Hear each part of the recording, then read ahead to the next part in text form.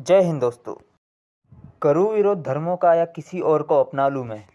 चलो मान लिया खाना पानी के बाद धर्म जीने के लिए ज़रूरी है। इंसानियत बचाने के लिए क्या धर्म परिवर्तन भी ज़रूरी है, क्या कन्वर्जन भी ज़रूरी है?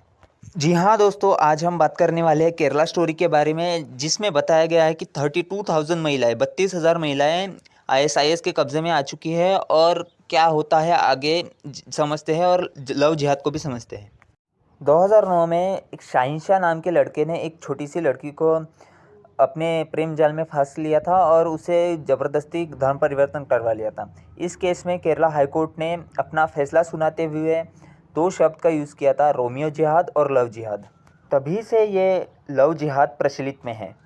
किसी लड़की को प्रेम जाल में फंस कर इस्लाम में कन्वर्ट कर देना, इसी को लव जिहाद कहा जाता है। और ऐसे ही उसकी डेफिनेशन आगे चल के बन चुकी थी। कुछ घंटों पहले तक में मुझे ऐसे लगता था कि बीजेपी और आरएसएस का प्रोपेगेंडा है, बट ये ऐसा प्रोपेगेंडा नहीं है। हमने रिसर्च करने के बाद ये पाया है कि ये केरला हाईकोर्ट का फैसला था। और हाईकोर्ट का फैसले को समर्थन करते हुए पूर्व सीएम यच्चुदानंद जी ने भी अपना स्टेटमेंट दिया था, जो कि आज के करंट सीएम ने भी उस वक्त उस फैसले का स्वागत किया था।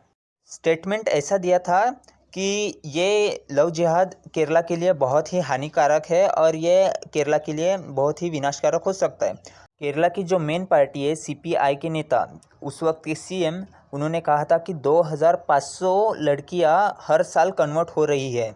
मतलब 2022 तक 32,000 लड़कियां आराम से कन्वर्ट हो चुकी होंगी, जबकि ये रिपोर्ट 2012 की है।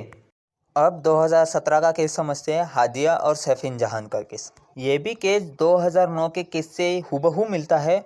और इसमें भी हाई कोर्ट ने फैसला सुनाते हुए कहा था कि हमें हिंदू और मुस्लिम पक्ष से किसी से भी गैर नहीं, पर लव जिहाद हमें केरला में दिखाई पड़ रहा है और गवर्नमेंट को इस बाबत प्रतिक्रिया लेनी चाहिए, लॉ बनाने चाहिए, मगर लॉ बनते हुए नहीं दिखाई दे रहे हैं।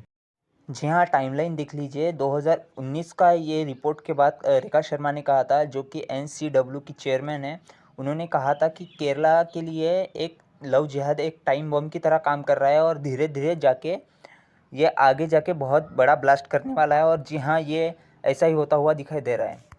केरला के कैथलिक चर्च की एक रिपोर्ट कहती है कि आईएसआईएस के रिक्रूटमेंट के लिए केरला से बच्चों को उठाया जाता है लव जिहाद के नाम पे। जी हाँ, ये बहुत ही इम्पोर्टेंट और नोट करने वाली बात है कि कैथलिक चर्च कह रहा है।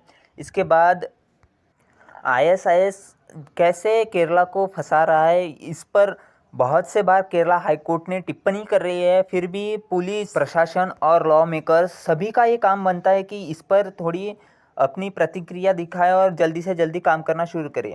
रिसेंट रिपोर्ट के आंकड़े आपके सामने हैं और इस पर बहुत ही क्रूशल काम बनता है न्यूज़ रिपोर्टर्स का और न्यूज़ चैनल्स का, बट न्यूज़ चैनल्स आम जनता को बहला रहे हैं, फुसला रहे हैं।